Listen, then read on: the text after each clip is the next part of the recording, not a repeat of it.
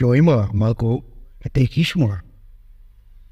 রাজবল্লভী মন্দিরের নাট মন্দিরে ভোগের থালা থেকে কিছু পরিমাণ ভাত হাতে নিয়ে সেটা মা রাজবল্লভীর দিকে তাকিয়ে কপালে ঠেকিয়ে বলে ওঠেন রহস্য রোমাঞ্চ ঔপন্যাসিক নীলকমল ব্যানার্জি। আমরা তিনজন নীলকমল বাবুর এরকম ভক্তিগত ভাব দেখে একেবারে অবাক হয়ে যাই। আমরা বলতে আমি, বেনুদা আর সঞ্জীব বাবু। বেনুদা এবার বলে, মশাই, নতুন বই কবে পাবলিশ হচ্ছে? নীলকমল বাবু একটা বিনয়ের হাসি এসে বলেন, মনিম, আর মাত্র 1 সপ্তাহের অপেক্ষা কেবল। তাই তো ভাবি, প্রণামটা এমন দীর্ঘায়িত হলো কেন, যেখানে আপনার সামনে গরম ভাত আর সবজি উপস্থিত।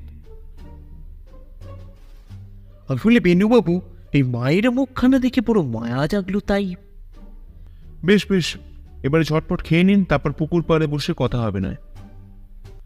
গতকাল সন্ধ্যার সময় আমরা তিনজন মানে বেনুদা, আমি আর নীলকমল বাবু চলে আসি হুগলির বোরল গ্রামে। না, এখানে ঘুরতে আমরা আসিনি। আসলে বোরল গ্রাম পঞ্চায়েতের বার্ষিক অনুষ্ঠানে নীলকমল বাবুকে বিশেষ অতিথি হিসাবে আমন্ত্রণ করেন সঞ্জীব বাবু, আর এও বলে দেন যাতে বেনুদাও সঙ্গে আসে যেন। এমনিতেই বেনুদার কর্মব্যস্ততা এখন অতটা নেই, তারপর এরকম গ্রাম্য পরিবেশে আসতে আমরা খুবই ভালোই বাসি। তাই বেনুদা এক কথায় রাজি হয়ে যায়। নীলকমল বাবু বেনুদা রাজি শুনতে এক প্রকার হালকাই বোধ করতে থাকেন। তাই তো গতকাল বিকেলবেলায় নীলকমল বাবু গাড়িতে চেপে রওনা দিই আমরা তিনজন। সঞ্জীব বাবুর বাড়ি আস্তে আস্তে বেশ রাত্রির হয়ে যায়। তাই আজ আমরা চলে আসি বিখ্যাত শ্রী মা রাজবল্লভীর মন্দিরে। এখানে মায়ের পুজো দিয়ে বানেশ্বর মহাদেব দর্শন করে, রন্ধনশালা দর্শন করে, মধ্যাহ্ন ভোজন সম্পূর্ণ করে আমরা এখানে বসে আছি মন্দিরের সংলগ্ন পুকুর ঘাটে। জায়গাটা কিন্তু বেশ খাসা সঞ্জীব বাবু, এর স্মৃতি বহুকাল আমরা বয়ে বেড়াবো। সঞ্জীববাবু বললেন, কি যে বলেন মশাই, এতে কিছুই নেই। আমি গেল বছর কলকাতা শহর গেলে পরে নীলকমল বাবুর কাছে যা যত্ন পাই, তার কাছে এটা নস্যি মাত্র। নীলকমল বাবু হাতের চেটোতে থাকা জোয়ান পরিষ্কার করতে করতে বলেন, মানে ধুর মশাই, ওসব ছাড়ুন তো। গোটা 10 বিশাল বাড়ি আর সাজানো বাগান, কিন্তু আপনি যে পরিবেশে দেখাচ্ছেন, যে আমার মন একেবারে ভরে গেল। এটা একদম ঠিক কথা বলেছেন কিন্তু নীলকমলবাবু। এরপর সিগারেটটা ছুঁড়ে ফেলে দিয়ে পুকুর পাড় থেকে আমাদের সামনে এসে বনে বেনুদা, শহরের ইট পাথরের মধ্যে থাকতে থাকতে আমাদের কখন পাথর হয়ে গেছি বুঝতেই পারিনি। তাই মাঝে মাঝে গ্রামে এসে এখানকার সরল মানুষগুলোর সাথে মিশলে মানুষের স্বাভাবিক জীবনযাত্রায় ফেরা যায়। কি বলেন নীলকমলবাবু? এতক্ষণ আমাদের কথা শুনে সঞ্জীববাবু জিজ্ঞাসা করলেন, মিস্টার মুখার্জি, এই মন্দির আপনার কেমন লাগলো? বেনুদা মৃদু হেসে বলে, খুবই সুন্দর। আর এটা দেখে ভালো লাগলো যে এখানে রাজনীতির ছোঁয়া এখনো পর্যন্ত লাগেনি। হ্যাঁ, সেটা ঠিক বলেছেন মিস্টার মুখার্জি। তবে বাঙালিরা যে বোকা, তাদের কিছুদিনের মধ্যেই। সঞ্জীববাবুর কথা থামিয়ে বেনুদা বলে, বাঙালিকে এত বোকা ভাববেন না সঞ্জীববাবু। বাঙালি হলো একটা বুদ্ধিমান জাত, তারা জানে ধর্মের অর্থ কি। তাই মানে ওসব ছাড়ুন তো মশাই, আমার তো এটা ভেবেই চিন্তা হচ্ছে যে সংবর্ধনা সবাই কি বলবো, আর আপনারা সব। সরি নীলকমলবাবু, সরি। আমরা মন্দির থেকে বেরিয়ে আসার সময় সঞ্জীববাবু বললেন, প্রভাতবাবুর আমাকে ক্ষমা করবেন কিন্তু। বেনুদা অবাক হয়ে জিজ্ঞাসা করে, ক্ষমা? কিন্তু কেন? আসলে আপনার অনুমতি না নিয়ে একটা কথা দিয়ে ফেলেছি মশাই। কি কথা? নীলকমলবাবু বলে ওঠেন, বলে কি কথা ভাইয়া সঞ্জীব? আসলে আমাদের গ্রামের জমিদার শ্রীন্দ্রনাথ চিনে মহাশয় জানতে পারেন যে আপনারা তিনজন আমার বাড়িতে আসছেন। আপনারা গ্রামের অতিথি, উনি আপনাদের নিমন্ত্রণ জানিয়েছেন আজ রাতের নৈশভোজে। আমার উচিত ছিল আপনাদের অনুমতি নেওয়ার, কিন্তু বুঝতেই তো পারছেন। মানে ও সঞ্জীব ভাইয়া, ওসব ভাবছো কেন বলো তো? মানে তোমার কথা মানে আমার কথা। এরপর বেনুদার দিকে তাকিয়ে বলেন, কি বেনুবাবু, আপনি যাবেন তো নাকি?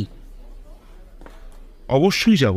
আর আপনার মতন স্বনামধন্য লেখক বললে অবশ্যই যেতে হবে বই কি। মন্দির থেকে বেরিয়ে আমরা চারজন নীলকমলবাবুর গাড়ি করে রওনা দিয়ে চিনে বাড়ির উদ্দেশ্যে। বাড়িটা অবশ্য সঞ্জীববাবুর বাড়ির কাছেই। সঞ্জীববাবুর কথা শুনে যেটুকুন বুঝলাম তাতে মনে হলো রাস্তার এদিক আর ওদিক।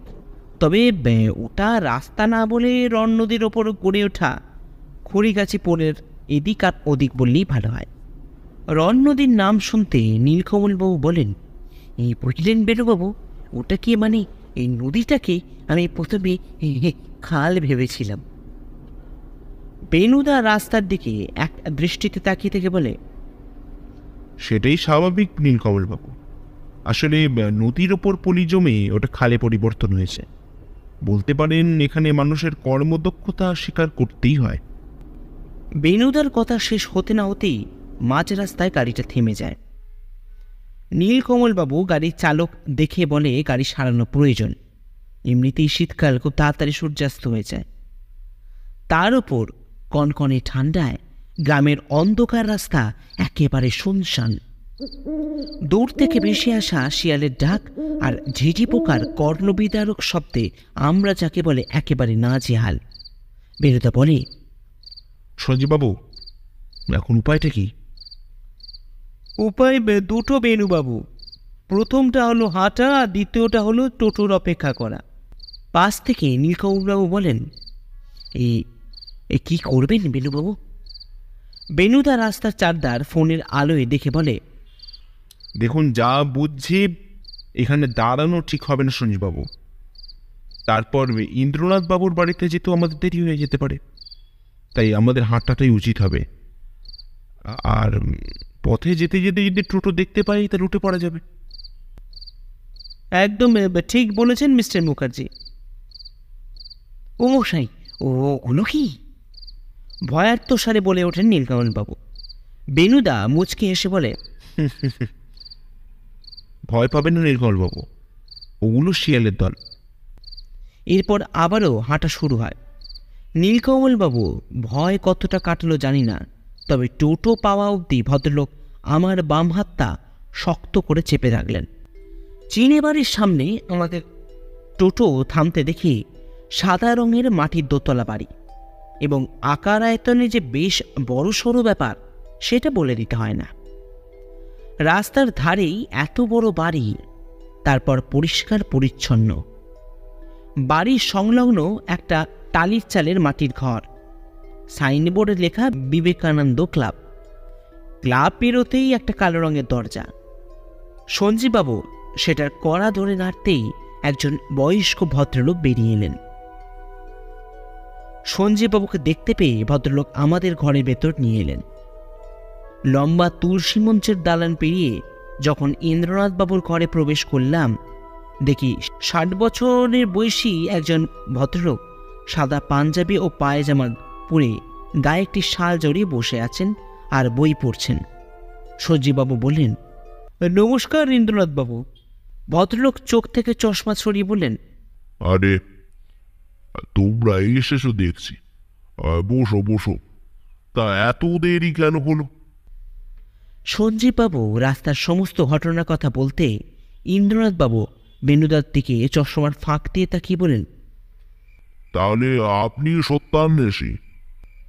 এরপর আমাদের দিকে তাকিয়ে বলেন, ওনাদের তো ঠিক চিনলাম না।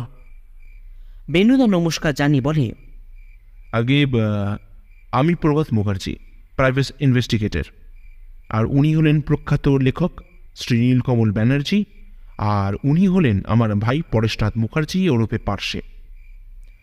ভদ্রলোক মৃদু হেসে বলেন, পার্শ্বে সে আবার কি হে ছোকরা?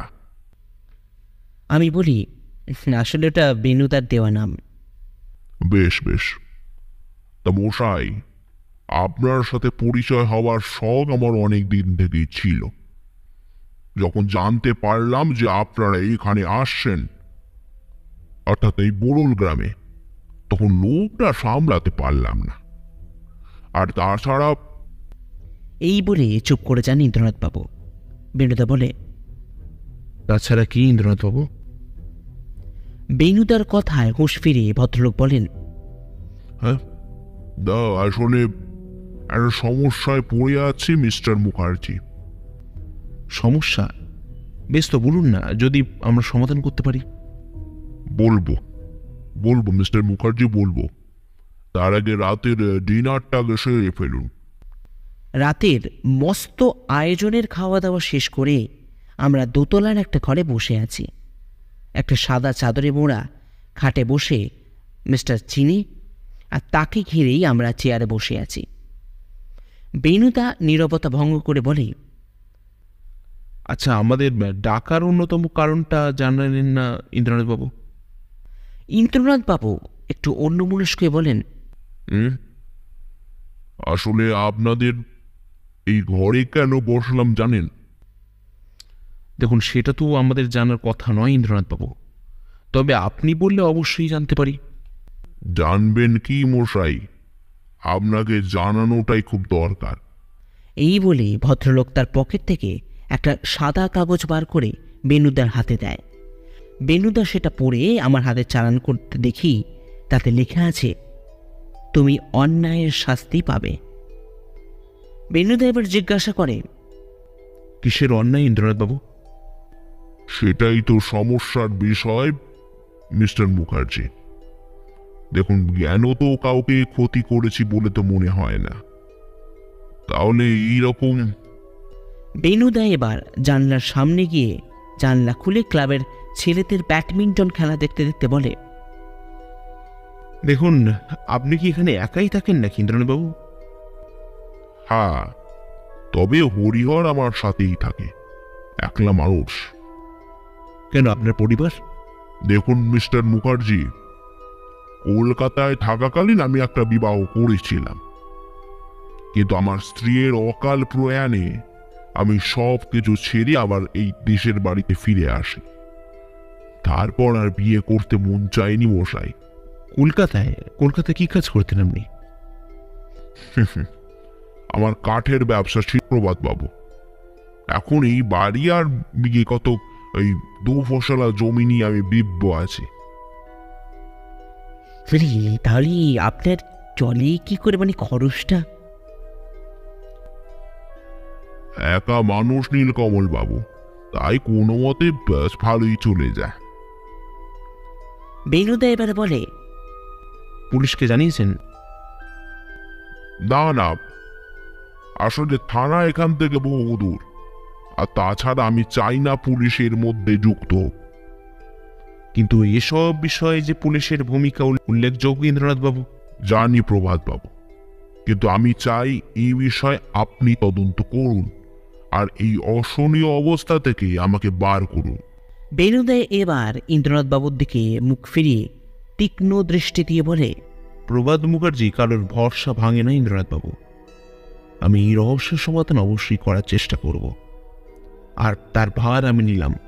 এই তো মশাই, এবার জমবে মজা। এতক্ষণ না মশাই এই সব কিছু কিরকম ফিকে ফিকে লাগছিল, যেন নুন ছাড়া তরকারি। এবার কিন্তু খেলা জমবে। আমাদের চমকে দিয়ে হঠাৎ বলে ওঠেন নীলকমলবাবু। বেনুদা হেসে বলে, জমবে কিনা জানি না কমলবাবু, তবে বেশিক্ষণ কম্বলের বাইরে থাকলে আমরা যে জমে যাব সেটা বলতেই পারি। পাশে ওঠ, ইন্দ্রনাথবাবু ফোন হয়েছেন। বেনুদার এই কথা শুনে আমি বিছানায় উঠে দেখি বেনুদা জামা কাপড় পরছে, আর নীলকমলবাবু জ্ঞান শূন্য দৃষ্টিতে তাকিয়ে রয়েছে একবার বেনুদার দিকে আর একবার আমার দিকে। নীলকমলবাবু, রেডি হয়ে নিন, আমাদের এক্ষুনি বেরোতে হবে। নিজের চোখ রকরাতে রকরাতে নীলকমলবাবু বলেন, কি করে হলো মশাই? ওখানে না গেলে কিছু বোঝা যাবেন নীলকমলবাবু, তাই আপনি যদি... হ্যাঁ হ্যাঁ, আমি এক্ষুনি প্রস্তুত হচ্ছি। সঞ্জীববাবুর বাড়ি থেকে মিনিট 5 দৌড়েই চিনে বাড়ি। মাঝে খালি ওই খুঁড়ি গাছে পেরোলেই ওদের বাড়িটা। বাড়িটার সামনে যেতে দেখি পুলিশের জিপ দাঁড়িয়ে আছে। বাড়ির ভেতরে ঢুকতে দেখি উঠোনে হরিয়ার মাথায় হাত দিয়ে কান্নাকাটি করছে, আর একজন ইন্সপেক্টর দাঁড়িয়ে ফোনে কথা বলছেন। বেনুদার সামনে যেতেই ইন্সপেক্টর এগিয়ে এসে বলেন, আরে আরে মিস্টার মুখার্জি যে, আপনি এখানে? কি সৌভাগ্য আমার। বেনুদা করমন্দন করার পর আমাদের পরিচয় করিয়ে দিয়ে বলে, আসলে গতকাল রাতে ইন্দ্রনাথবাবুর বাড়িতে আমাদের ডিনারের একটা ইনভিটেশন ছিল, আর কাল আনুমানিক ওই 11টা নাগাদ আমরা এখান থেকে বেরিয়ে যাই। তবে কি করে... আপনি নিজের চোখে দেখুন না, চলুন। আমরা যখন ইন্দ্রনাথ বাবুর বাড়ি ঘরে ঢুকলাম তখন দেখি দুজন কনস্টেবল ঘরে ঘুরে ফিরে দেখছেন, আর একজন ফটোগ্রাফার লাশের ছবি তুলছেন। লাশের দেখে বেনুদা আর আমি এগিয়ে গিয়ে দেখি গলায় শক্ত কিছু ধাতব বস্তু দিয়ে শ্বাসরোধ করা হয়েছে। বেনুদা আমাকে ইশারা করে ব্যাপারটা ভালো করে দেখার জন্য বলে। এদিকে নীলকমলবাবু আমার পেছন থেকে উঁকি মেরে ইন্দ্রনাথ বাবুর লাশটা দেখার চেষ্টা করতে থাকেন। ঘরের বাইরে আসতেই নীলকমলবাবু বলেন, মানে কি হয়ে গেল বলুন তো মশাই?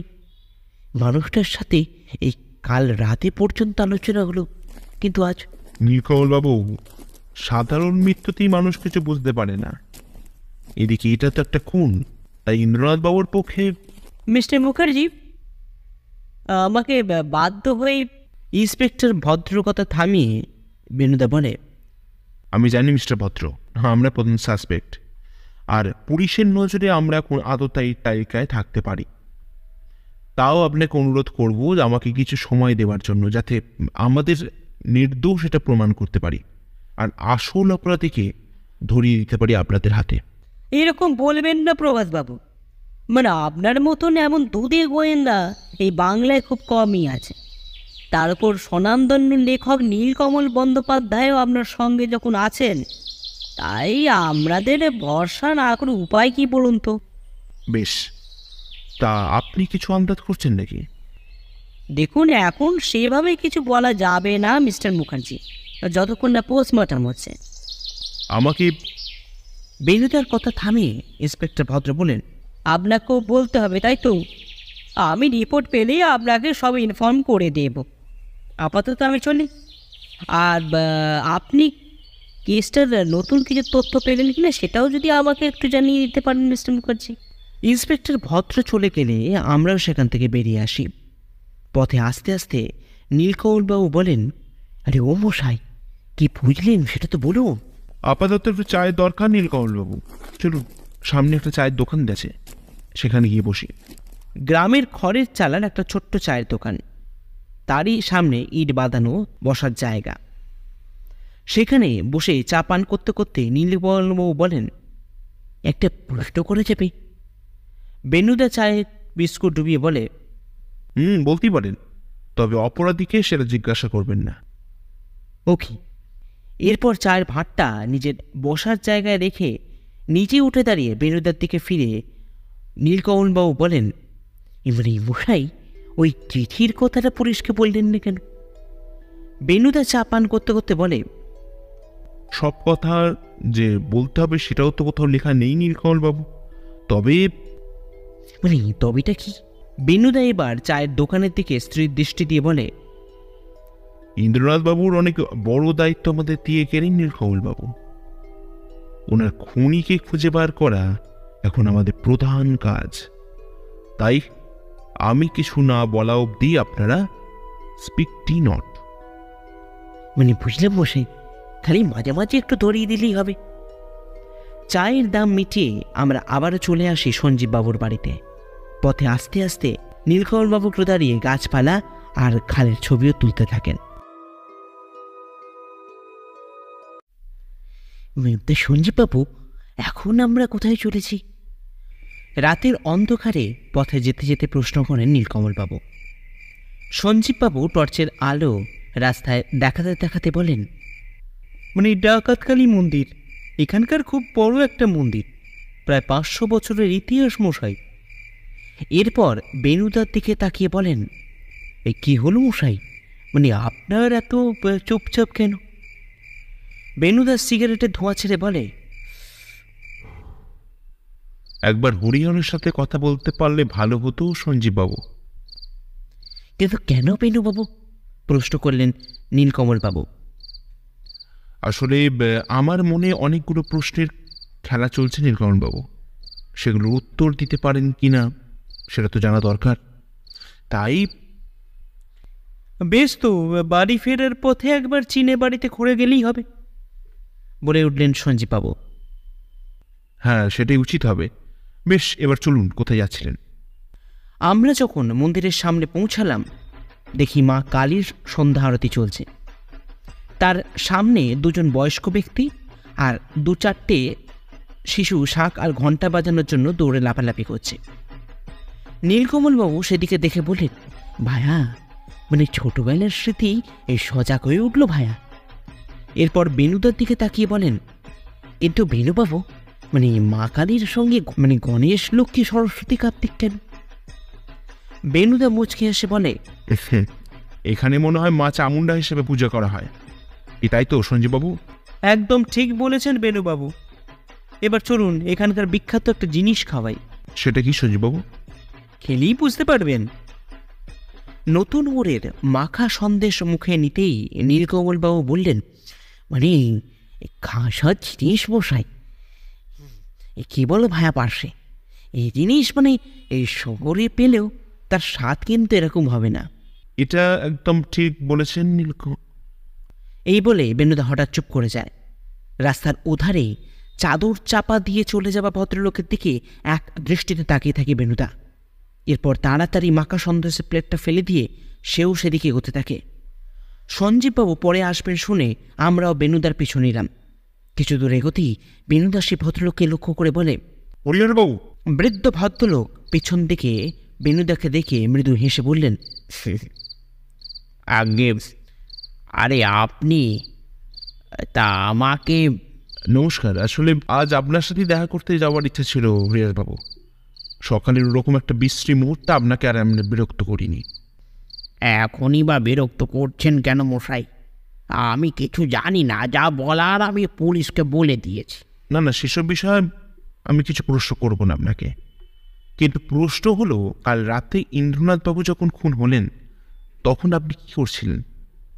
আমি শুয়েছিলাম নিজের ঘরে, সারাদিনের খাটুনির জেরে শুলেই ঘুমিয়ে পড়ি। এরপর আমি কিছু জানি না বাবু। তোমার বাবুকে কেউ খুনের হুমকি দিচ্ছিল, সেটা তো তুমি জানো নিশ্চয়ই। কোন? অবাক হয়ে প্রশ্ন করে হরিহর।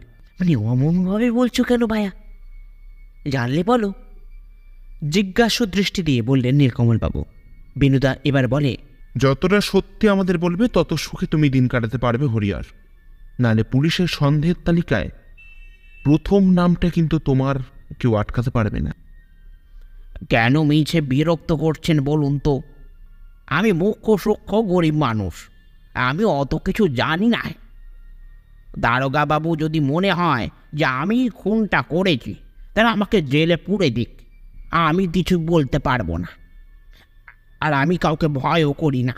দেখো, প্রশ্নটা ভয়ের নয়। তুমি কি চাও না যে তোমার বাবুর যে হত্যা করেছে তার শাস্তি হোক? আমার চাওয়ার সাথে কিছু আসে যায় না, আমার বয়স হয়েছে তাই। হঠাৎ একটা রাস্তার কুকুর নীলকমলবাবুর পায়ের সামনে এসে ঘোরাঘুরি করাতে নীলকমলবাবু তাকে দুর্বার তাড়াবার চেষ্টা করেন। পরে একটা ছোট ইট তুলে মারতে যাবেন, অমনি হরিহর তার হাত আটকে বলেন, ওরকমটি করবেন না কর্তা। ওরা কথা কইতে পারে না বলেই নয় যে আপনি ওদের মারতে পারেন। ওরা মানুষের থেকে শত গুণে বিশ্বাসী। এরকম ভুল আর করবেন না, বুঝেছেন? আমি লক্ষ্য করি হরিহরের চোখে যেন মশালের আগুন জ্বলে উঠেছে। বেনুদাকে দেখলাম তা এক দৃষ্টিতে হরিহরের দিকে তাকিয়ে থাকতে। বেনুদার চোখে এখন হাজার প্রশ্ন উকি দিচ্ছে, তা বলে দিতে হয় না।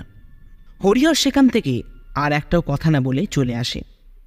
নীলকমলবাবু বলেন, কি বলুন তো মশাই, হরিহর এরকম ব্যবহার করলো কেন বলুন তো? হরিহরে যাওয়া লক্ষ্য করে বেনুদা বলে, সেটাই তো ভাবাচ্ছে নীলকমলবাবু। রহস্যের শিখর যে কত দূর সেটা মেপে দেখা দরকার। চলুন এবার বাড়ি ফেরা যাক। বাড়িতে এসে থেকেই সেই যে বিছানার ওপর সবুজ ডায়েরিটা নিয়ে বেনুদা শুয়ে পড়েছে, তারপর থেকে কারোর মুখের কোনো কথা নেই। নীলকমলবাবু এবার নীরবতা ভঙ্গ করে বলেন, এই আচ্ছা মশাই, এই আপনি এখন কি করতে চলেছেন? বেনুদা বিছানা থেকে উঠে হাতের ডায়েরিটা টেবিলে রেখে জানলার সামনে দাঁড়িয়ে একটা সিগারেট ধরিয়ে বলে, আচ্ছা নীলকমলবাবু, আপনার রাত জাগার অভ্যেস আছে তো? হ্যাঁ, এই গল্প লেখার সুবাদে তো আছে মশাই, তবে এমনটা কেন বলছেন বলুন তো? আজ রাত জাগতে হবে নীলকমলবাবু। এই কেন বেনুবাবু, এই রাত জেগে কি করতে হবে? চিনে বাণীর ওপর নজর রাখতে হবে নীলকমলবাবু। সঞ্জীববাবু এবার বললেন, তাহলে আমিও যাব মিস্টার মুখার্জি? না সঞ্জীববাবু, এটা আমরাই করব, আমাদের কোনো অসুবিধা হবে না। বেশ, আপনি যখন চাইছেন না তখন আমি যাব না। তবে মশাই একটা লাঠি আর ওই গ্যামাক্সিনটা সঙ্গে রাখবেন। নীলকমলবাবু জিজ্ঞাসা করলেন, এই কেন কেন সঞ্জীব? আসলে গ্রাম তো শিয়ালের একটু উপদ্রব আছে, তাই। তার এই লোকাল হাইনাস কি বলেন বেনবাবু? বেশ, এই জমেই যাবে। জমবে কিনা জানি না নীলকমলবাবু, তবে অনেক রহস্যের সমাধান যে আজ হবে সেটা বলতে পারি। আমরা এখন তিনজন দাঁড়িয়ে আছি চিনে বাড়ির অনতি দূরে একটা গাছের আড়ালে।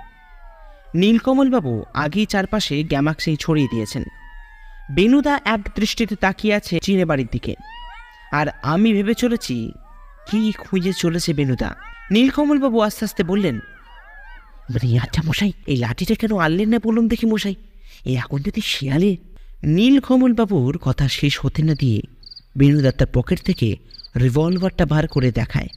নীলকমলবাবু হাসি হাসি মুখে বলেন, বেশ, কি চিন্তাটা ধরল মশাই, আপনি নিশ্চিন্তে কাজ চালিয়েছেন।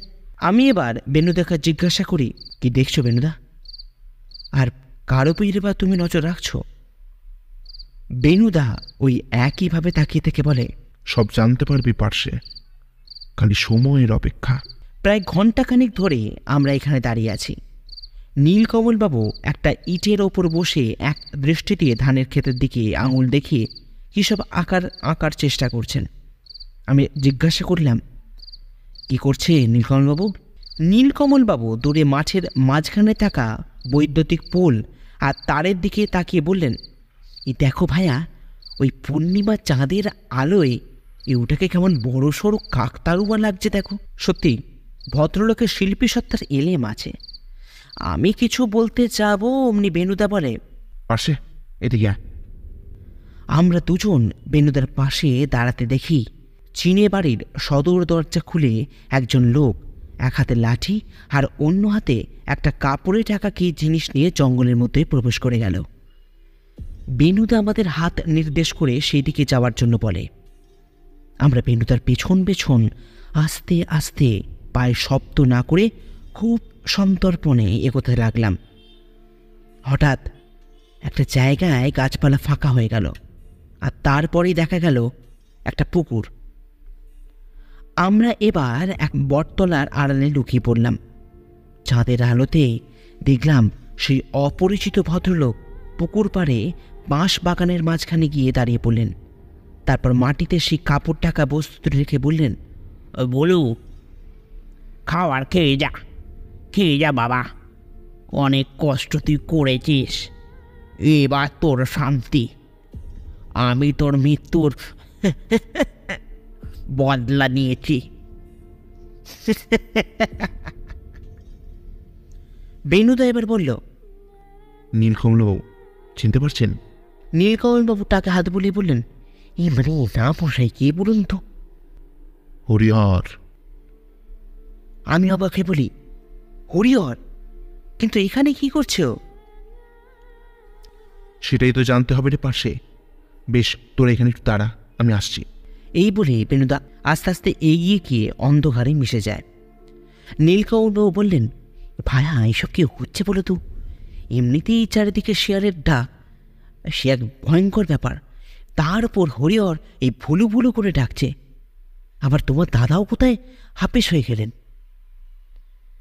অত ভাববেন না নীলকমলবাবু, বেণুদের মাঝে নিশ্চয়ই কিছু একটা বুদ্ধি খেলেছে, তাই ও গেছে। আমরা দুজন পাথরের মতন তাকিয়ে থাকি হরিহরের দিকে। সে তখনও বলে চলেছে, বলো, তোর খুনের শাস্তি আজকে দিয়েছি অপরাধীকে। ওই ব্যাটা ইন্দ্রনাথকে নিজের হাতে খুন করেছি আমি। এবার আমার মরেও শান্তি রে, বলো, আমার মরেও শান্তি। হঠাৎ আমাদের চমকে দিয়ে বেণু তার রিভলভার তাক করে তাকলো হরিহরের দিকে। তারপর বলে উঠল, আপনার সব খেলা শেষ হরিহরবাবু। প্রথম থেকেই আমার আপনার ওপর সন্দেহ ছিল, কিন্তু মজার বিষয় হলো এত তাড়াতাড়ি যে রহস্যের সমাধান করে ফেলবো সেটা ভাবতে পারিনি। আমরা বেণুদের কাছে এগিয়ে যেতে দেখি বেণুদের মুখে সেই বিখ্যাত ধারালো হাসিটা। দিনের প্রথম আলো স্পর্শ করল বেণুদের মুখকে। পাখির কলরবে ভরে যাচ্ছে আকাশ বাতাস। আস্তে আস্তে সরে যাচ্ছে রাতের জমে থাকা জমাট অন্ধকার, আর তারই সঙ্গে চিনি বাড়ির রহস্য। আমি আর নীলকমলবাবু এক দৃষ্টিতে তাকিয়ে আছি বেণুদার দিকে, আর হরিহর বসে আছেন উঠোনের ঠিক মাঝখানে, মাথায় হাত দিয়ে। তার মুখে চোখে অদ্ভুত এক চিন্তার ছাপ, যেন অচেনা কোনো আতঙ্কে তাড়া করে বেড়াচ্ছে তাকে। নীলকমলবাবু তার কাছে এগিয়ে গিয়ে বেণুদাকে বলে, মানে কিছুই তো বুঝতে পারছি না বসাই, ব্যাপারটা কি বলুন তো? বেণুদা চেয়ারে হেলান দেওয়া মাথাটাকে সিধে করে বলে, ব্যাপারটা বর্ণনা আমি আজ করব না নীলকমলবাবু, করবেন হরিহর। এই বলে হরিহরের দিকে তাকিয়ে বলে, কি হলো হরিহর, এবার তো মুখ খোলো। হরিহর হিংস্র দৃষ্টি গিয়ে পড়েছে বেণুদার ওপর। বেণুদা আবার বলে, তুমি মুখ খুলবে না পুলিশ খুলবে? বেণুদার কথা শেষ হতে না দিয়ে হরিহর বলে, না না, সেটা করবেন না, আমি সব বলছি। নীলকমলবাবু হরিহরের দিকে ফিরে বলেন, মানে বেশ তো বাবা, আমার আর এই তস হয়েছে না, বলেই ফেলো না। হরিহর নিজের মনের ভাবনাগুলোকে গুছিয়ে বলতে শুরু করলো, খুব ছোট থেকেই আমি এ বাড়ির সঙ্গে ওতপ্রোতভাবে জড়িয়ে পড়ি কর্তা।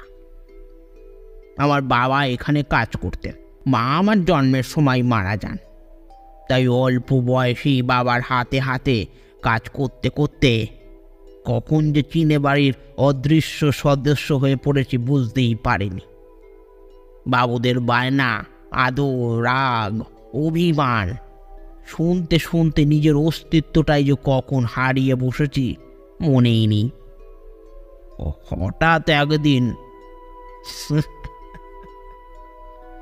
এই বলে কাঁদতে থাকি হরিহর। বিনোদ একটু ঝুঁকে পড়ে বলে, তারপর একদিন বাবুর কাছে বকুনি খেয়ে অভিমানে বেরিয়ে চলে যায় শ্মশান ধারে।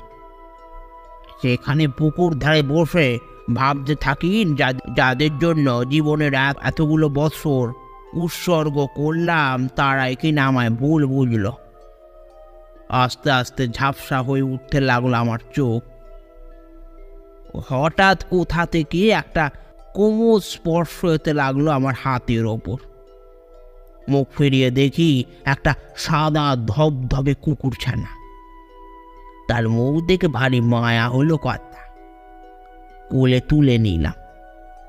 সেই পোষ্যটি তার জিভ দিয়ে আমার চোখের জল চাটতে লাগলো। বিশ্বাস করুন কথা, আমার মনে হলো আমাকে ভালোবাসার একটা মানুষ পেলাম। রাস্তায় আসতে আসতে একটা নামও ঠিক করলাম, যে আবার মনের কষ্ট ভুলিয়েছে তাকে আমি ভুলো বলেই ডাকবো। এর বলে চুপ করে যায় হরিহর। বিনুদা বলে, তারপর?